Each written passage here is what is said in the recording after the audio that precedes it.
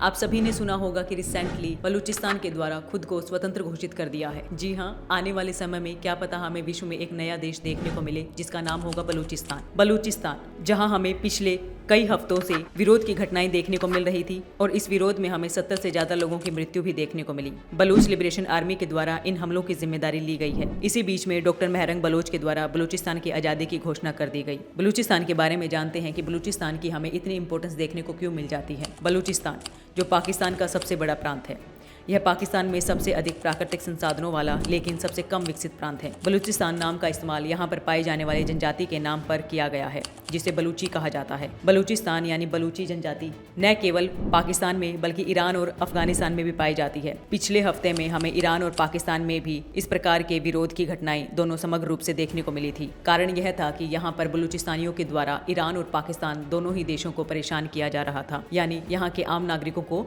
लगातार विरोध की घटनाओं का सामना करना पड़ रहा था, जिसके विरोध में ईरान के द्वारा बॉम्बिंग की गई थी और इस बॉम्बिंग के परिणाम के स्वरूप पाकिस्तान के द्वारा भी इसके विरोध किया गया था, क्योंकि पहले दोनों ही देशों के द्वारा समग्र रूप से इन विरोध की घटनाओं का सामना किया जा रहा था। और अभी रिसेंटली जो बॉम्बिंग की गई थी उसमें ईरान के द्वारा अपने आधार पर पाकिस्तान पर हमला कर दिया गया था, जिसके कारण हमें खबरें देखने को मिल रही थी कि क्या पता ईरान और पाकिस्तान के दोनों के ही रिलेशंस में हमें कड़वाहट देखने को मिली, परंतु इस कड़वाहट को मिटाते हुए दोनों देशों के द्वारा बलूचिस्तानियों से निपटने का निर्णय लिया गया।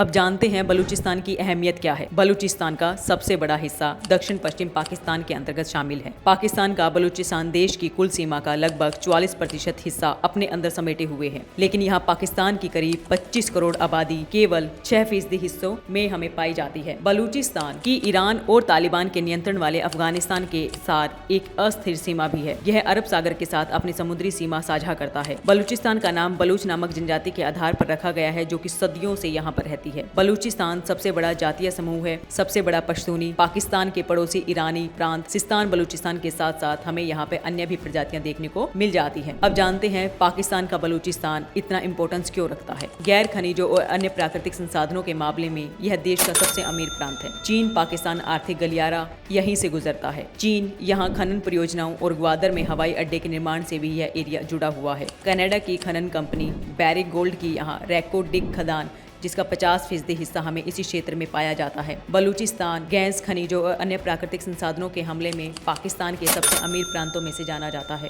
चीन की ओर से वित्त पोषित अरबों की परियोजना चीन पाकिस्तान आर्थिक गलियारा का एक बड़ा हिस्सा यहीं पर होने की वजह से ग्वादर शहर में बने एक पोर्ट की यहाँ पर अपनी एक अलग इंपॉर्टेंस है, जो इन देशों को डराए हुए है। अगर बलूचिस्तानियों के द्वारा यहाँ पर स्वयं को एक स्वतंत्र देश घोषित कर दिया है तो ये आने वाले समय में खतरनाक हो सकता है। अब जानते हैं बलूचिस्तान में हमें जो विद्रोह की घटनाएं देखने को मिल रही हैं, इसका प्रमुख कारण क्या है। भारतीय उपमहाद्वीप में अंग्रेजों की वापसी के दौरान बलूचिस्तान साम्राज्य को भारत में शामिल होने या पाकिस्तान में शामिल होने का एक स्वतंत्र पेशकश किया गया था। बलूचिस्तान के राजा ने स्वतंत्र रहना चुना और ये लगभग 1 वर्ष तक स्वतंत्र भी रहा। वर्ष 1948 में पाकिस्तान सरकार ने सैन्य कूटनीति के माध्यम से इसे पाकिस्तान में शामिल कर लिया। पाकिस्तानी सेना और आतंकवादी समूहों के द्वारा किए गए इस क्षेत्र पर अधिकार के कारण बलूचिस्तान में विद्रोह की घटनाएं 1948 में ही शुरू हो गई थी। पाकिस्तान ने दावा किया कि भारत इन विद्रोही लड़ाकों को हथियारों और खुफिया जानकारी के माध्यम से समर्थन देता आ रहा है, परंतु अब जानते हैं भारत का क्या रुख था और पाकिस्तान के द्वारा जो बलूचिस्तानियों के आड़ में लगाए गए विरोध हैं वो कितने सत्य हैं। भारत ने लंबे समय से पाकिस्तान या किसी अन्य देश के आंतरिक मामलों में हस्तक्षेप न करने का राजनीतिक रुख अपनाए रखा। वर्षों से पाकिस्तान के द्वारा बार बार कश्मीरी मुद्दे को उठाने के बावजूद भारत ने बलूचिस्तान पर चुप्पी बनाए रखी, परंतु